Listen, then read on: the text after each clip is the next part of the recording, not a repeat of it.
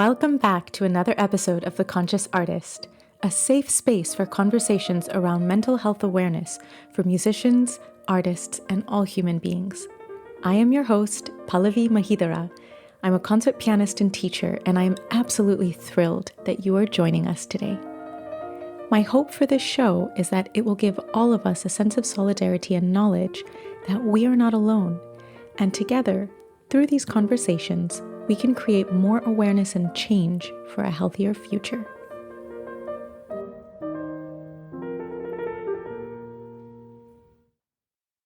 Today's guest is a fellow Curtis Institute of Music alum, and she and I share history through being fellow Suzuki kids as well. She joined the Philadelphia Orchestra as assistant principal cello immediately following her Curtis graduation. In addition to maintaining a private teaching studio, she has regularly served on the faculties of the National Orchestra Institute and the New York State School for Orchestral Studies, as well as the Brevard Music Center and the Miami Summer Music Festival. In 2017, she graduated from the University of Pennsylvania with a Master of Applied Positive Psychology to further her offstage growth in organizational studies. Her interest in organizational psychology and development stems from her belief in classical music's powerful role in human flourishing and the importance of cultivating healthy organizations as pathways to serve the arts and public community. Please join me in welcoming my longtime friend and colleague, Yumi Kendall. Yumi, I'm so happy to have you here with us today. Thank you for having me, Pallavi. It's an honor to be here, and I've so enjoyed and admired the other guests you've had on your podcast, and of course your work and the very needed work that you are amplifying with this topic, which is really exciting and really, as I said, really needed. So thank you for having me.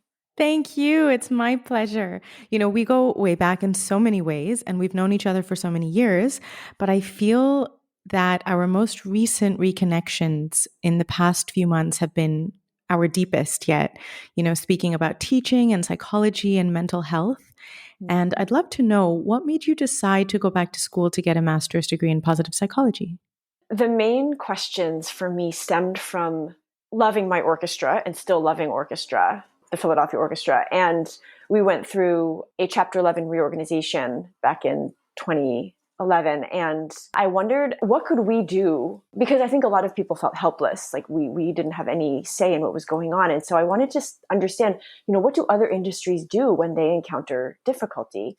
What can we do? What can I do in my own way, in my own sphere, in my own capacities to help either myself, or better yet, the people around me, or better yet, the organization, or better yet, the industry. So at all levels of those concentric circles. And so that was really the spark that made me start opening my perspective to asking, what do other people or industries do when they encounter challenges, perhaps even the same ones that the Philadelphia Orchestra went through then, or similar ones, and from which we can learn and apply. So that was the initial impetus for going to Penn. And there was a lot of serendipitous timing that happened in those few weeks around the actual decision to apply, which itself was also really exciting, and just a lot of connections and sparks flying from all of that. So it was a really energizing time for me.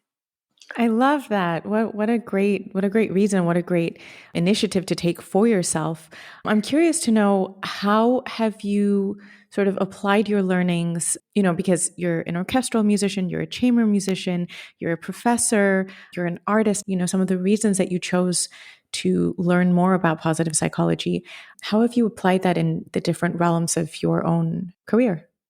That's such a great question. I would say that the most straightforward applications have been in endeavors in which I have the agency or control to navigate or lead a session, for example, or lead a masterclass, or lead an online Zoom session with students where there's a group and they need, there might be, especially in the pandemic, there might be a group of students from all over the world who either do not or may already know each other, but ways of introducing them to each other to create a sense of community.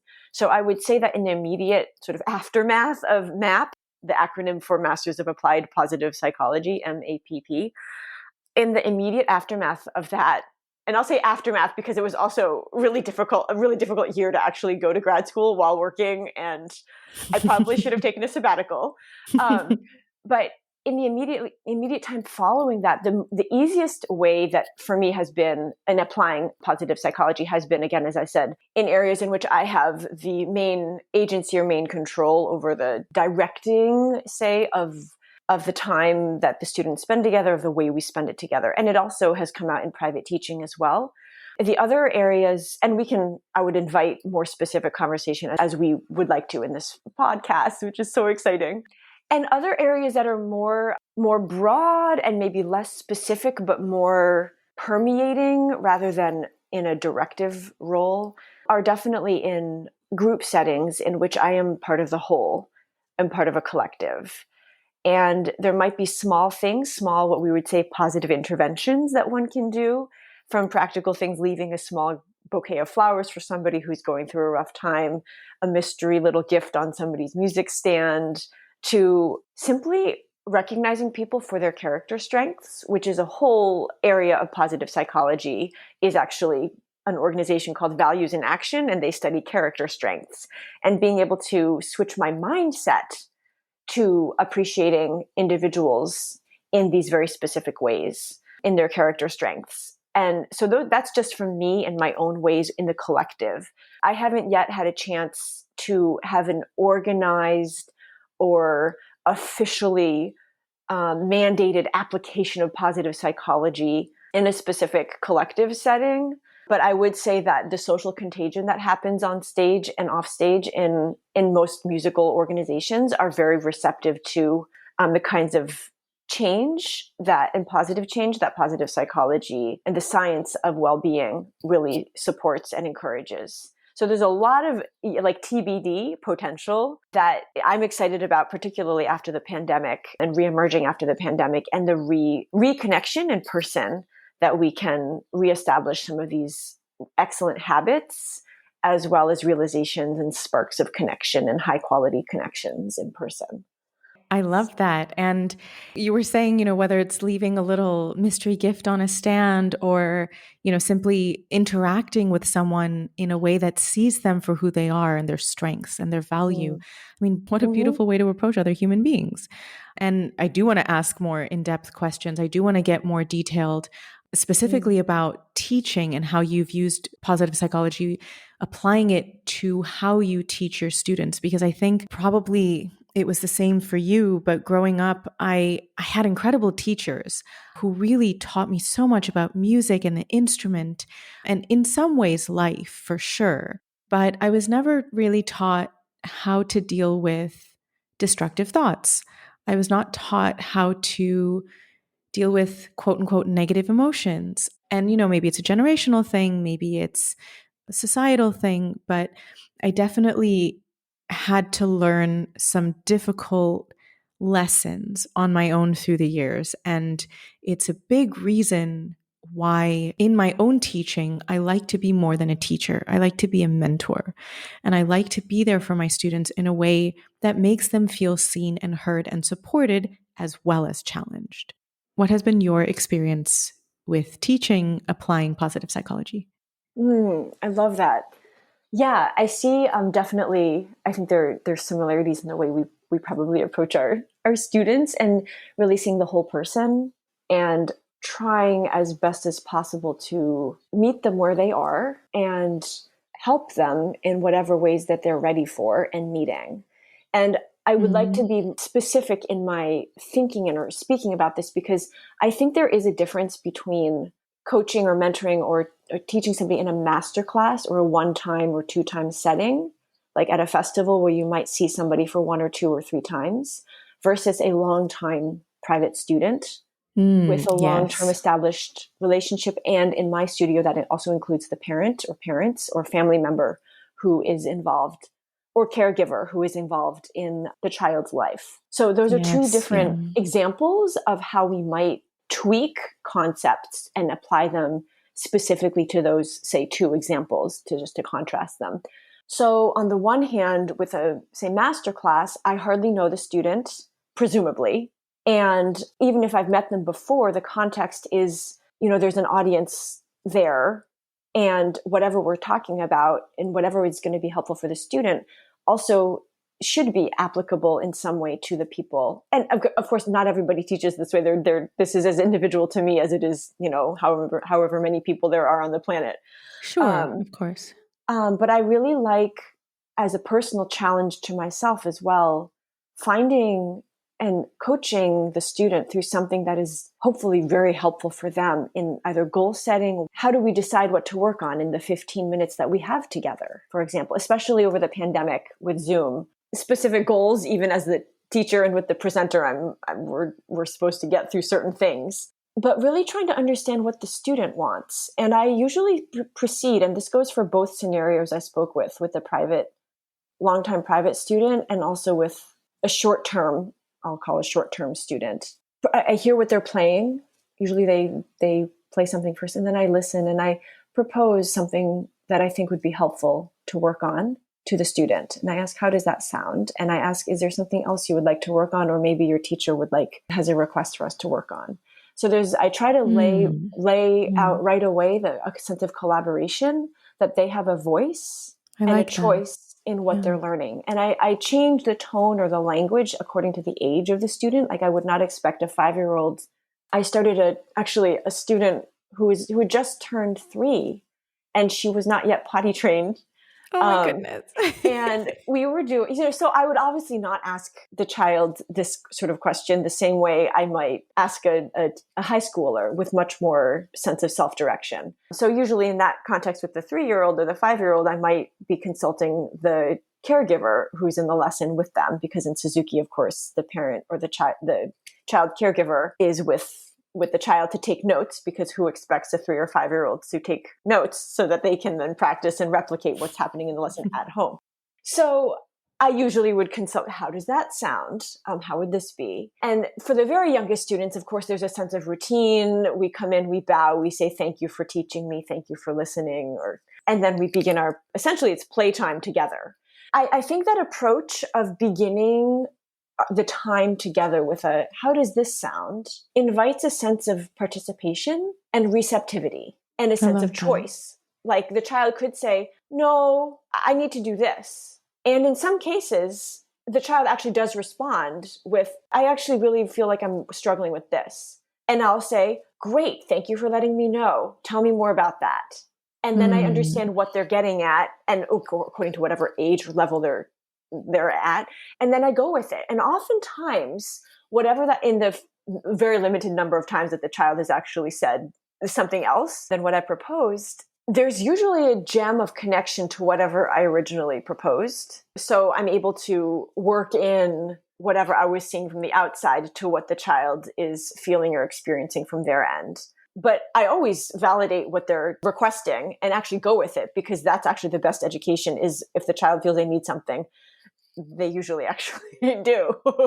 Right. And that's so astute of you to not only recognize that, but validate it, ask for their participation. And I can attest from secondhand personal experience that you are an incredible teacher and mentor, because you taught my sister when she was at college. Oh. And she loved your style of teaching. She has told me many times that you were a mentor for her, not only a teacher. She has said she probably did not practice enough, but that you were always so great at everything that you gave her. And I think it's so important, as you say, to recognize who it is you're working with, meaning in terms of age, in terms of experience, in terms of perhaps their own upbringing and culture. Like, maybe there's a certain way that a student will respond based on their own personal upbringing. And you can sense that very quickly, Yes, absolutely. And, like with my own students, so all of my private students are high school and college age. So it's been a while since I've worked with kids. I've been teaching for almost 20 years now, but I think my patience has lessened over the years. So I applaud you. I applaud you a lot. But so I noticed with my high school kids and my college kids, for me, what I like to do in the beginning is to ask them not only, hey, how are you doing? Just like to ask, but genuinely, how are you doing? How are you feeling? How are you feeling at the piano with these pieces, with your week, with school? Has anything happened? Is there anything you want to talk about? And I'm not a therapist, obviously, but I try to be there to hear them and to see them. And, some of my students will spend the first hour talking about anxiety, or, whether it's at their instrument or in school or with the concerts they're giving and the stage fright that they're dealing with, or the memory slips they're dealing with, and how that's sending them down a spiral of negative thinking, and how can they work on that. So I think it's so important to just recognize that we were once students too. And how can we put ourselves in their shoes again and remind ourselves of what it felt like when we came to a lesson unprepared and felt super embarrassed, or we were struggling because we had a concert and we had a memory slip and we were feeling terrible about ourselves. Yes, absolutely. I think even as just to the comment of we were once students, and absolutely in the formal sense, of course we were, and I still think of myself, and I think you yes, I was going to say we're still students. Yeah. Just not under the official auspices of that, but the mentality is definitely ongoing. Like, I'm a forever student. We're still learning, of course. Yes, forever student. I love that. Yeah. I think that's a great way of, checking, like a check-in point with the student. And there are different techniques to that and different approaches and sort of styles with that, because with younger children, they may not have the vocabulary to talk about feelings or even know really what those are. But oftentimes my understanding of how they're doing is going to come out through the games that we play. I should say the musical games that we play in a lesson or in a given setting, because that will help engage the student and help them focus in on the music. There is also something to be said. And then for the older students, whether it's explicitly talking about feelings and how are you doing today versus how did this thing that I know you cared about that happened this week that we talked about last week, and checking in and following in on something specific. How did your trio performance go on Wednesday night? How was that shift? We worked on that. We worked on that shift to the A last time. Did you nail it, or did you nail it? Or did you fall on your face? Like, how did you feel about that? So oftentimes I try to go specific and then go global if the conversation warrants. Like, if the student feels terrible about it and then I need to grab a box of tissues, then we go global. Right. But if the student seems like their self-talk is positive, their self-reflection is using language that seems healthy and indicating a healthy and balanced mindset about if they feel they messed up something or did not perform something to their utmost top ability, then how they talk about it is as important as the actual shift itself. And then I will ask them if if they're performing it again and have a repeat performance, or the shift happens in a similar way in one of our other solo pieces, for example. I'll ask them, is that something you'd like to work on? Or is it going to be better to rest and let it rest and let the dust settle, and then we can approach that again? And that's very specific, but that's also for a very specific mentality of a specific student. So sometimes I'm just going to decide for an 8-year-old, we just need to work on that. Right. And I will offer that as say, well, how would it be if we work on that? Okay. Right. This doesn't say that you give complete autonomy to the student and you're just kind of sitting there and listening to them. No, you're helping guide them. Exactly. Yeah. You're helping to guide them and nurture them in a way that teaches them to be their own teacher at the end of the day. Yes, because exactly. The practice sessions are when they become their own teacher. Yes, exactly. And I do say that to the students, exactly that term, actually. My goal is for you to become your own best teacher. I say the same. Life, and not just in your practice sessions, but also in life. So these are questions I ask myself too. Yeah, exactly. So, and tweaked according to the age and whatever they're ready for, and whatever information I am getting from them about what they're ready for. If they're really distraught about something, we're gonna approach that, and I should say we, as in we, the student and I will guide the student to approach that in a different way than somebody who's like, oh yeah, I that was fine. I'm ready to move on. Right. And then we just move on, and it's fine, and it's good. I mean, this kind of goes into another area of potential conversation about how much do I recommend like pushing through something and sort of discipline and just do it. Versus what in academia is often called coddling. or Right. trigger warnings, or how much Right. is too much. And so the child is just sitting on a down pillow of softness and actually doesn't learn how to pick themselves up. Anyway, there's a lot of work in academia on the classroom setting and trigger warnings. And But I don't think you're saying that at all. And I think it's quite clear, at least for both of us, but we can, explain it more clearly right now. But I think in our generations and above, we were sort of taught to repress our emotions and to Mhm. keep that stone face and just kind of suck it up. You deal with it. This is life. This is the hard truth.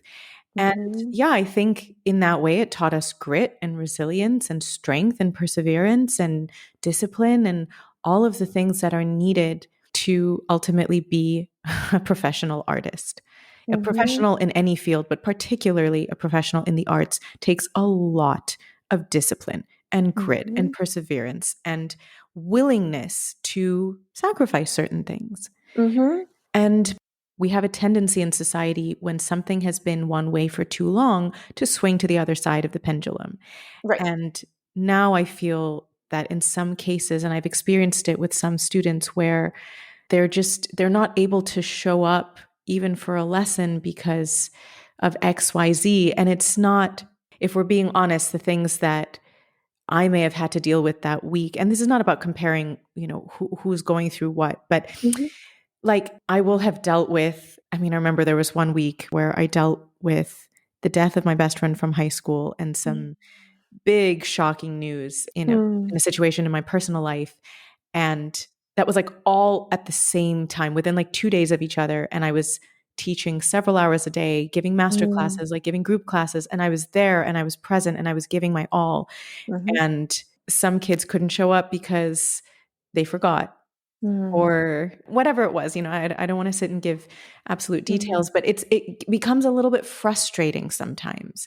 And I'm Mhm. curious to know your thoughts and your suggestions on how you actually deal with that with your own kids, kind of helping to teach them that grit and resilience that I do feel sometimes is missing in the Mm. upbringing of the younger generations. Right, right.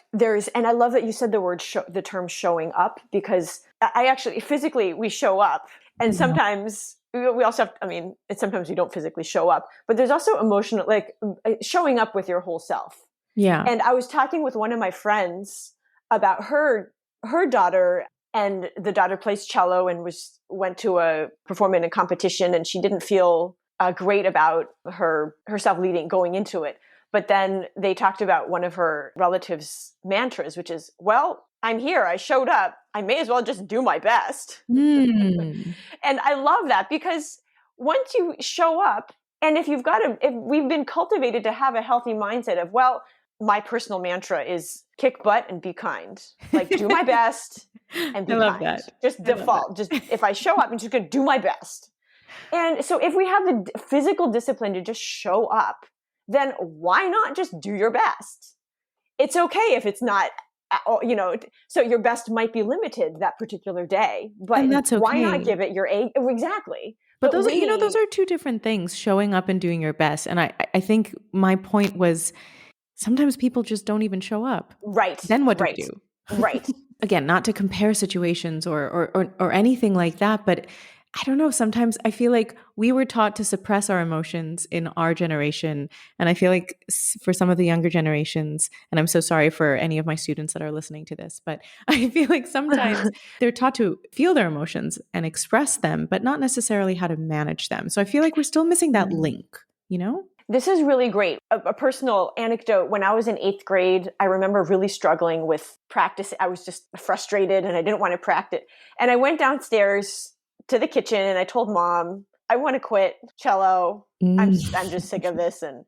And mom, who knew very wisely that at that age, she knows that she knew as the mother of an 8th grader that she's probably lost some sense of authority in terms of dictating what's going on in my life because I was a teenager. And but she also knew that my grandparents, who were the ones my inspiration for playing in the first place, and Suzuki influence and everything, and that I really respected my private teacher, David Hardy. She said, "Okay, you want to quit? Okay, you call Grammy and grandfather and then Mr. Hardy, and let them know. I can already see where this is going. And I was like, I just went back upstairs and I was like, okay, I'll just do another practice. I'll just practice. It's easier to practice than it is to call and make that kind of decisive conversation. So the point being, one day at a time, one practice session at a time. If I don't feel like doing something, my future self is just going to appreciate if I just do it. If I'm going to do something good, just do it. And also, I know that like, listening to yourself, right? Like, maybe that day you felt like quitting. Maybe that day you were tired of practicing, but that doesn't mean every day you're going to be tired of practicing, right? Right, exactly. There are going to be ups and downs, but one foot in front of the other. If our perspective, we have if I'm looking up and I see the horizon, and the horizon is clouded and polluted and ugly and gray, and I just don't want to deal with it, I look down to my feet and put one foot in front of the other. Just do one foot at a time, one in front of the other, one practice session, just keep working, keep going. And so I think for me, that is my personal take and my personal experience from 8th grade on just pushing through when I really don't want to. And I credit my mom for that. Well, you just called Grammy grandfather and Mr. Hardy. And that sense of just one day at a time, one practice session at a time. And of course there are circumstances. I mean, I've had private students in my private teaching policy is the expectation is students show up unless there's a family emergency or inclement weather. Right. Or somebody wakes up that morning sick, there's something you can't do about. But otherwise, you're here, I'll see you then. And there are no makeup lessons until the next week. Everybody's context is different for how they deal with the the no-shows, if there are any. It took me a while to train myself and my own studio in my 20s to understand how that, and it's not just about respecting themselves, it's about respecting my time and the mutual commitment to their education. Right. But in terms of, there's a lot of the grit question and the current generation question. That's a one day at a time question, and how to get through the tough ones. Right. Like the tough times. Yeah. Yeah. And, you make a very, very solid point about it's not just respecting themselves, but respecting our time as well. Because at the end of the day, we are putting a lot of time and energy and effort into giving these kids as much as we possibly can. And we both know that if we had pulled some of the things the younger generations pull with us on our teachers back in the day, we would be kicked out of the studio. Yeah. Yeah. Well, I mean, that was never an option. That was just not an option. That was just never an option. And so I essentially create that environment for my private student. It's not an option to not show up. It's okay. I like if that. You haven't practiced, it's okay if something's happened, but show up. This is something, right. Show up and we work with it, because that sense of dedication and commitment is part of the process, and going through the ups and downs is part of the process of self-growth. And of course, musical mastery and excellence and training.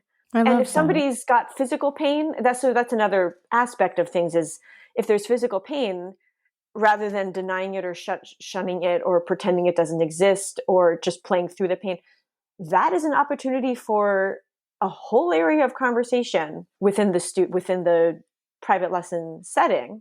Absolutely, yes. Including exercises to maintain, if not grow, oneself during a break. Like if one can't play with the right hand, what can we do with our left hand? Obviously, the practice sessions would be shorter, but it doesn't mean we have to quit altogether because our right thumb is out of whack.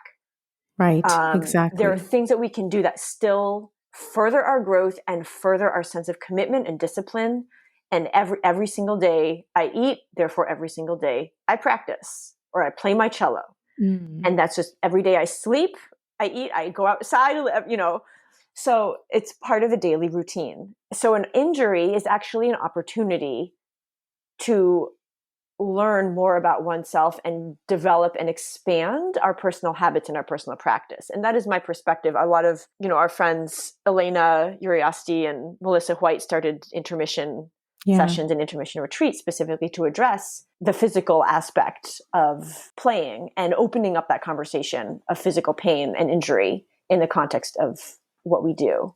Absolutely. They're on this season, actually. Oh, Yeah. Oh, I've been to a couple of the retreats and they're just, oh my gosh, they're fabulous. It's so great. And the food is so yummy.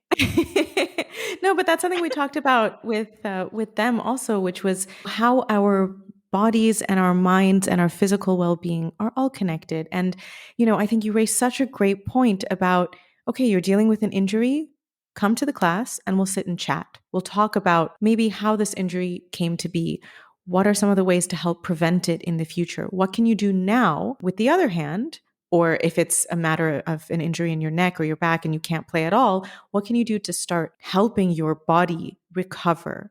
Are you seeing a physiotherapist? Are you seeing a specialist? Are you doing what you need to do to take care of yourself physically? And what are you doing to take care of yourself mentally in this time where we all know that when we get a physical injury as a musician or as a dancer, that it can cause a lot of mental stress for fear of being blackballed or having concerts canceled or fear of looking weak or fear of never being able to play again. I mean, so many fears come up with a physical injury. And what are we doing to help ourselves in that way? Yeah, exactly. From positive psychology, there's, when we talk about positive interventions or positive change, one of the, there's a contrast, like how does change happen? And in some settings, it's, I need to think about something and then I do it. And then in other settings, it's, I need to do it and do it and do it. And then eventually I'll be thinking also that way. And where action is going to be the change agent. And I think a lot of our past, meaning, so in that second setting of the action, just doing it, just do like Nike, is some of what maybe the historical approach to teaching is just do it, play through it, just ignore it, just do it. But paired with mindfulness, I actually think for me, doing is really helpful when it's done mindfully and carefully so I don't further my injury or whatever I'm going through. But that also is how I kept playing cello when I wanted to quit in 8th grade. Just keep practicing. Right. There's a difference. You're not saying like play through the pain and just deal with it. No, you're saying make it a habit of showing up, make it a habit of, that's how habits are built, right? Exactly. You just keep doing it until it becomes a part of your daily routine and practice. And as you say, doing it with your mind is what helps to make progress. Right. And so each specific student, person, artist, and each specific situation of pain or challenge or obstacle, whatever that obstacle might be, will have a different ratio of how much action, like I have to practice less. So I'm going to be thinking about how my hands are moving in this way. So my brain cells are still doing the repetition. So the myelin is still going back and forth between the cells. So it's as if I'm practicing. So there's a lot more mental focus and mental awareness in that setting, but the doing is less because doing too much would then further an injury. So each specific obstacle needs to have its own specific recipe. And so podcasts like yours and approaches like intermission retreats, like Elena and Melissa's intermission sessions are what I think we need these days in this industry to be thinking about how best to balance the physical and mental, or the doing and the mental, the mindfulness, the action and the thinking, and what that ideal combination is for each specific person at what particular obstacle they might be dealing with.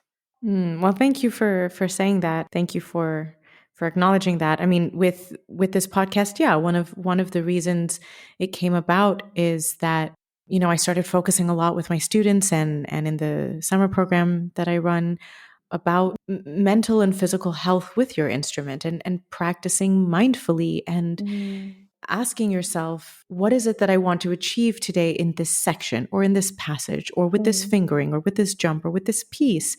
And at least for myself, I was guilty of practicing on autopilot when I was younger. It was so much quantity and very little quality. And, when I was in high school, I used to practice 8 hours a day because I had pieces to practice and I thought that's how long it took. I was not aware until obviously much later. And I think back that I was just not using my brain. And I would repeat, without actually being mindful of why I'm repeating something. Okay, yes, it doesn't sound right, or I'm missing the jump. But when I'm repeating it, what am I trying to change? Right. We're Like just if we just, reinforcing it. yeah, if Yeah. exactly, you're actually increasing the bad habit if you keep repeating without Mm-hmm. mindfully thinking about what you're doing. And so I tell this to my students: when you repeat something, find something to change, not for no reason, but there's a reason it's not working. That's the reason you're repeating it. So think Right. about what's not working and try to change, even if it's as micro as moving your thumb slightly to the right this time, or throwing your arm for that jump slightly, like, Mm-hmm. 0.3 centimeters less, or, whatever it is. Like, Mm-hmm. but think about it. Don't just do it again and again like a loop. Right. Exactly. Yeah. Eric Erickson has there are so many studies on that term, the deliberate practice, Yes, yeah. because that's exactly what you're talking about, and the intentional practice. So practice mindlessly is a waste of time, but practicing mindfully, what we're talking about here in this amazing podcast that you have, like that mindfulness and that awareness, the consciousness is really what's going to elevate the efficiency of practice. I like to say, I'm not lazy, I'm efficient. I love that. I like to get as much as I can done in as short a period of time. And it's not just because I have an 18-month-old now, so I have to compress my practice time and to be efficient, but it's actually how the brain works. Is Yeah. we, not mindlessly practicing, but really mindfully practicing. And there's also a term for younger students, actually for everybody, but I still use it, but I call it the wipeout rule.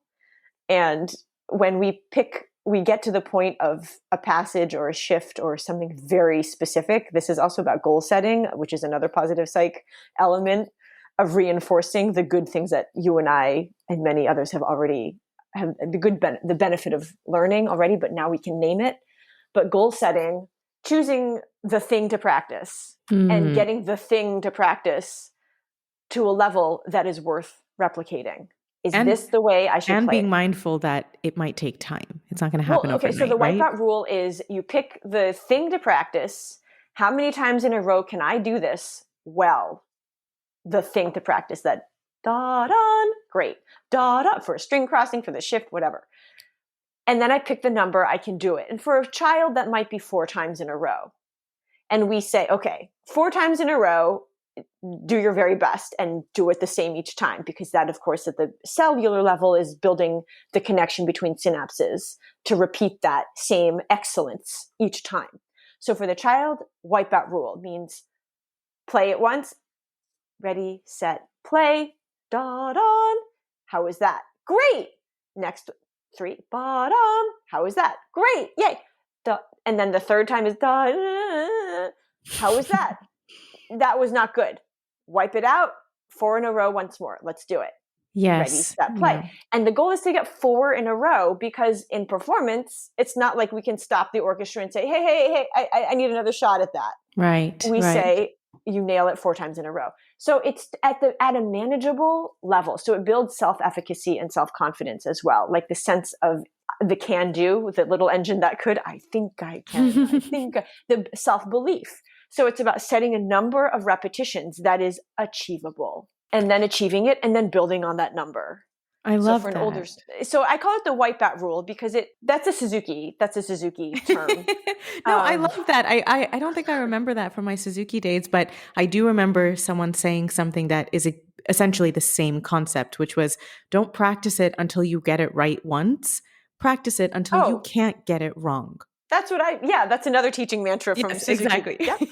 I Okay, don't so just practice till I get it right. I practice until I cannot can't miss get it. it wrong. Exactly, Yep. exactly. And it's not to drive yourself crazy, but that shows you that it's solid. And yes, Yep. maybe 1 out of every 10 times it might be somewhat less than to your, expected level or potential, but 9 out of 10 times is a pretty high percentage. Yep. Nail it. That's it. We got it. Well, thank you so much for being here with us and for sharing all of your wisdom and chatting with us. I think positive psychology is something that many of us are starting to think about, especially after the pandemic, many of us are starting to think about, perhaps not even intentionally, but at least it's something that I have started to really focus on through therapy and with my own self-talk.